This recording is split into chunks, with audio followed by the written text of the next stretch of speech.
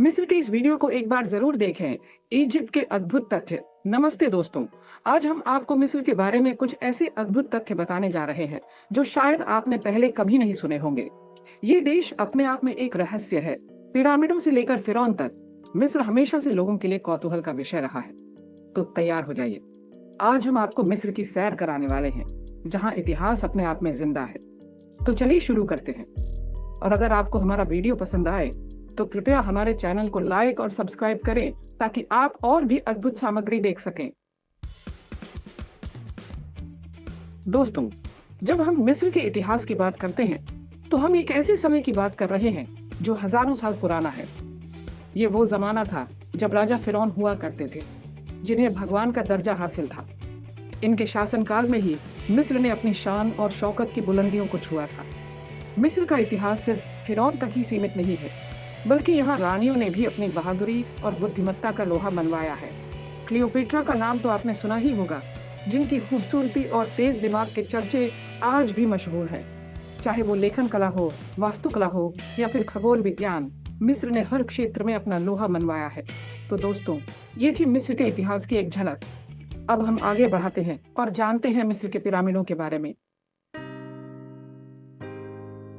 दोस्तों, जब भी मिस्र का नाम आता है तो सबसे पहले हमारे दिमाग में पिरामिडों की तस्वीर आती है। ये विशालकाय इमारतें हमें मिस्र की प्राचीन सभ्यता की याद दिलाती है। लेकिन क्या आप जानते हैं कि ये पिरामिड कैसे बने, किसने बनाए और क्यों बनाए? ये सवाल आज भी इतिहासकारों के लिए एक पहेली बने हुए हैं। कुछ लोग मानते हैं कि ये पिरामिड फिरौन की कब्रें हैं, जिनमें उन्हें अनंत जीवन की प्राप्ति के लिए दफनाया जाता था। वहीं कुछ का मानना है कि ये पिरामिड खगोलीय वेधशालाएं थीं। लेकिन दोस्तों, इन पिरामिडों को बनाने के पीछे चाहे जो भी कारण रहा हो, एक बात तो तय है कि ये मानव सभ्यता की सबसे अद्भुत रचनाओं में से एक है। इन पिरामिडों को देखकर आज भी हम दांतों तले उंगली दबाने पर मजबूर हो जाते हैं कि आखिर हजारों साल पहले बिना किसी आधुनिक तकनीक के इतनी बड़ी और भव्य इमारतें कैसे बनाई गई होंगी। तो दोस्तों, ये थे मिस्र के पिरामिडों के बारे में कुछ रोचक तथ्य। अब हम आगे बढ़ते हैं और जानते हैं मिस्र की जीवन रेखा कहलाने वाली नाइल नदी के बारे में। दोस्तों, अगर मिस्र को दुनिया का सबसे पुराना देश कहा जाता है तो नाइल नदी को इसकी जीवन रेखा कहना गलत नहीं होगा। ये नदी हजारों सालों से मिस्र की धरती को सींचती आ रही है और यहाँ के लोगों के लिए जीवन का आधार रही है। नाइल नदी की लंबाई करीब 6,650 किलोमीटर है, जो इसे दुनिया की सबसे लंबी नदी बनाती है। इसके पानी से ही यहाँ की फसलें लहलहाती हैं, लोगों की प्यास बुझती है और जीवन यापन होता है। प्राचीन काल से ही मिस्र के लोग नाइल नदी की पूजा करते आ रहे हैं। वे इसे एक देवी मानते हैं और इसकी कृपा पाने के लिए विभिन्न प्रकार के त्योहार और अनुष्ठान करते हैं। नाइल नदी के किनारे ही मिस्र की सभ्यता का विकास हुआ है और यहाँ के इतिहास और संस्कृति पर इस नदी का गहरा प्रभाव देखने को मिलता है। तो दोस्तों, ये थी नाइल नदी के बारे में कुछ रोचक जानकारी। अब हम आगे बढ़ते हैं और जानते हैं मिस्र के गणित और खगोल विज्ञान के बारे में।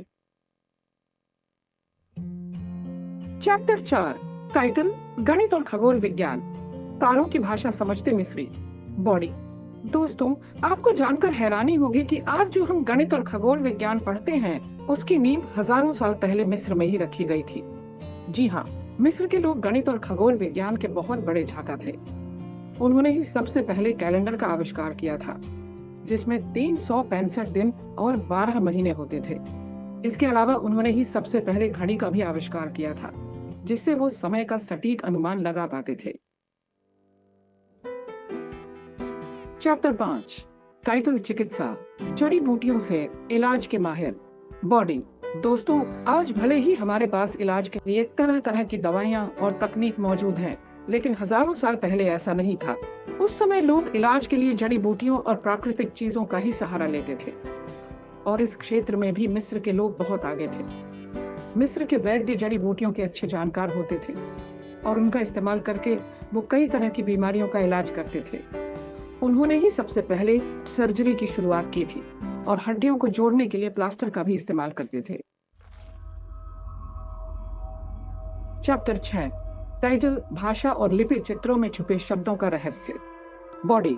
दोस्तों, क्या आप जानते हैं कि मिस्र के लोग चित्रों के माध्यम से बात करते थे? जी हाँ, उनकी लिपि चित्रों पर आधारित थी, जिसे हायरोग्लिफिक्स कहा जाता है। ये चित्र किसी वस्तु, भावना या ध्वनि को दर्शाते थे। 19वीं सदी में रोसेटा स्टोन नामक एक पत्थर की खोज हुई, जिसमें एक ही लेख 3 अलग-अलग लिपियों में लिखा हुआ था। इस पत्थर की मदद से विद्वानों ने हायरोग्लिफिक्स लिपि को फिर से पढ़ना सीखा और हमें मिस्र की प्राचीन सभ्यता के बारे में बहुत सी नई जानकारी मिली। चैप्टर 7, नॉन नरेटर, देवता और धार्मिक मान्यताएं। जब जानवर भी थे भगवान।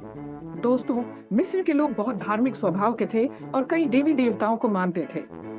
उनके धर्म में प्रकृति का बहुत महत्व था और वे सूरज, चांद, तारों, नदी, पेड़ पौधों सबकी पूजा करते थे। मिस्र के सबसे प्रमुख देवता थे रा, जिन्हें सूरज देवता माना जाता था। इसके अलावा ओसिरिस, मृत्यु के देवता, आइसिस, मातृत्व की देवी, होरस, आकाश के देवता, और अनुबिस, मम्मीकरण के देवता, भी मिस्र के प्रमुख देवताओं में से थे। चैप्टर 8, बाजार और खान पान, रोटी, मछली और रंगीन बाजारों की सैर। दोस्तों, मिस्र के बाजार बहुत ही रंगीन और जीवंत होते थे। यहाँ हर तरह की चीजें मिलती थीं, जैसे कि कपड़े, गहने, मिट्टी के बर्तन, खिलौने, फल, सब्जियां और मसाले। लोग यहाँ आकर अपनी जरूरत का सामान खरीदते थे और एक दूसरे से मिलते जुलते थे। मिस्र के लोगों का मुख्य भोजन रोटी, मछली और फलियां होता था। वे नाइल नदी से मछली पकड़ते थे और अपने खेतों में गेहूं और जौ उगाते थे। वे फलों और सब्जियों का भी सेवन करते थे। मीठा बनाने के लिए वे शहद का इस्तेमाल करते थे। चैप्टर 9, त्योहार और परंपराएं, मौज मस्ती और जश्न के दिन। दोस्तों, मिस्र के लोग त्योहार मनाने के बहुत शौकीन थे।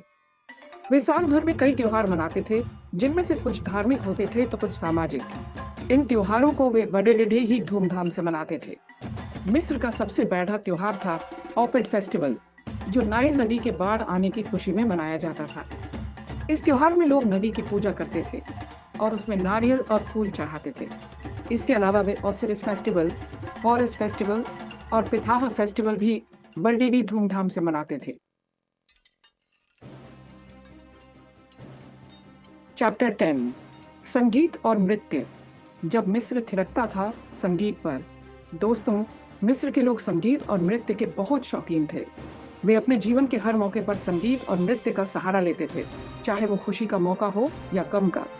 उनका संगीत बहुत ही मधुर और सुरीला होता था और उनके नृत्य बहुत ही मनमोहक होते थे। मिस्र के लोग विभिन्न प्रकार के वाद्य यंत्रों का इस्तेमाल करते थे, जैसे कि बांसुरी, ढोलक, तबला, वीणा और सितार। वे इन वाद्य यंत्रों को बजाकर मधुर संगीत पैदा करते थे और उस पर नृत्य करते थे। धन्यवाद। तो दोस्तों, ये थे मिस्र के कुछ अद्भुत तथ्य। उम्मीद है आपको ये जानकारी पसंद आई होगी। अगर आपको ये वीडियो पसंद आया हो तो इसे लाइक और शेयर जरूर करें और हमारे चैनल को सब्सक्राइब करना ना भूलें। धन्यवाद।